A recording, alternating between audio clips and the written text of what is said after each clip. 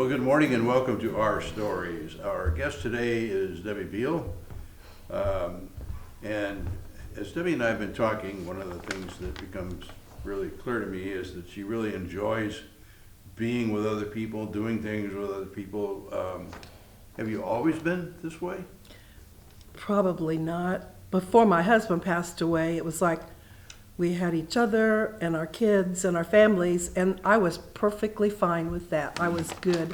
And then after he died, a while after, a friend reached out to me from high school and said, let's plan a reunion. So then I got involved, and so then it became bunco, and then it became breakfast, and since then, some travel friends. So she was really a blessing. She's the kind of person that you don't say no to. You know, it's like, yes, you will show up. Yeah.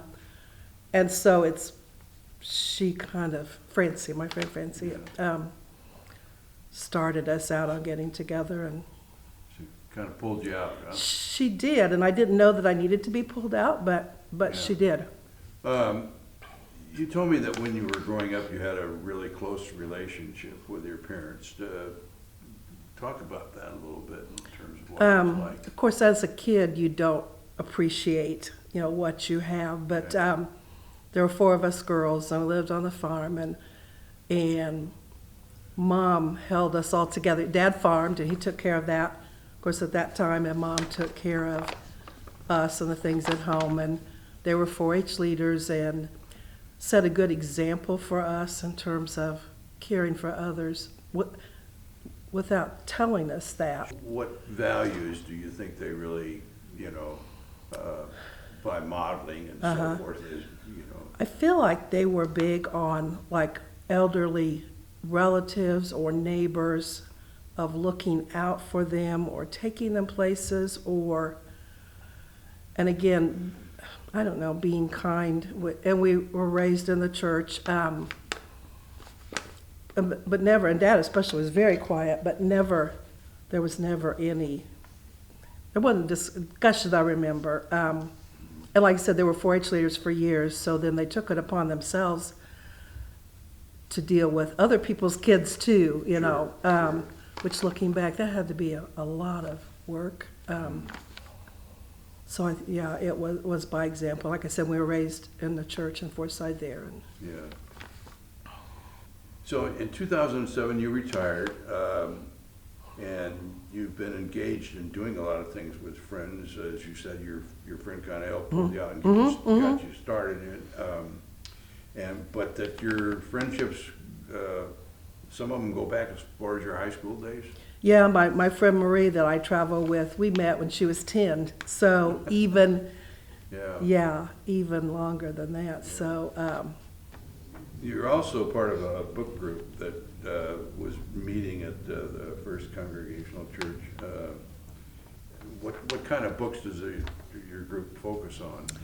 we may have started with John Pavlovitz. I can't remember if we did the bigger table, and then more recently, If God Is Love, Don't Be a Jerk. It was just really good. And then we do some nonfiction. Right now we're doing a book based in Alabama about where these young, generally black girls were sterilized without people knowing what was going on. Yeah. And we just started on that. So reasonably serious books, I Yeah. guess, something that provides some conversation. Some meaty content. Yeah. Yeah. So you've done two of John Pavlich's book, and then you've also gone to hear him speak twice. Yes, and I want to go back. He's got an Empathetic People Network, and he does a Zoom every Wednesday or every other Wednesday that I don't always get to. So I saw them again last night, and it's like I want to go back and see him again. So I went to North Carolina to the Art of Living retreat, and that was a very small group, like maybe 25 people, very intimate setting. Wow. So it's like we all became friends in that Sure. little weekend, very one-on-one. And then I took some other friends. I insist, I call it my friends, So we went to Fort Wayne, and that was in a church. It was a little larger setting, but not huge. So, but it's still good to hear what he has to say. And of course, some of it I've heard before, but he's inspirational Yeah. to hear, to be around. What do you find from him that you feel really kind of different? He was asked to leave the Methodist church. He was a Methodist pastor, and at some point he got in trouble because he was helping out these gay teenagers, and they asked him. In fact, I think he may have gotten fired twice. I'm not sure, but so then his line of thinking started to change, and then he's not been an active pastor since then. But as he's inclusive. Like in the bigger table, it's like, don't make your circle small, enlarge to include people who are left out for whatever reason. And that really spoke to us, I think. I think during the pandemic, I don't know if that's when I discovered him. There was time to watch things and think and read, and at that time decided I needed to change churches for something, I don't know, more progressive. So I guess that appealed to us, and my friends are of a like mind.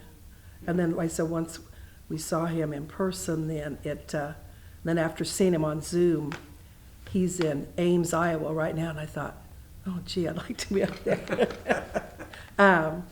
So at some point, maybe I'll see him again. Yeah. What other kind of travels have you done with friends besides going to hear him? I've taken a couple of cruises with a friend. Went to Hawaii and Alaska and along the western seaboard. And then like a road trip or two maybe, down to visit my friend and on to Florida. So, oh, and then we saw my granddaughter perform in New York City at Carnegie Hall. So I went with a different pair of friends to that. Yeah. With her concert band. So kind of a variety of things, I guess. So you said that coming to First Pres has been a really good fit for you. Talk a little bit about that.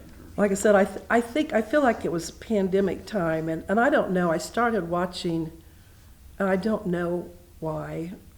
My other church says a God moment. Like I started watching First Presbyterian online, and then decided to make the switch. Like I said, there was a time to think and read and watch things, and decided I needed a change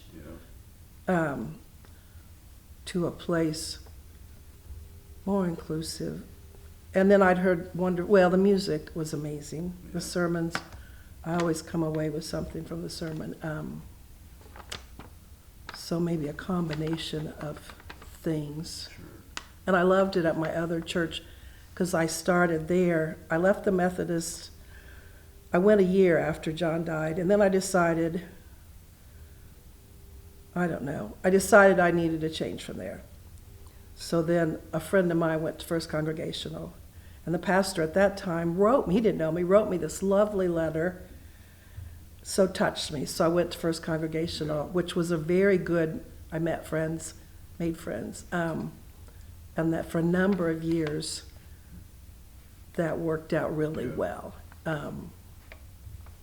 Well, I'm glad this has worked out for you. I'm very pleased. And so then I told Mark and Jeanette, I said, they'd been looking. I said, you've got to come here. And I built it up, and I thought, oh, I hope you love it. So then that's been good. Yeah. So then she and I have contacted, and so yeah. And then we have another friend who's not in church now, and so Jeanette keeps calling her, and so she may come. Well, that'd be good. Yeah. Well, thanks so much for sharing with us. Well, thank you. It's a nice opportunity.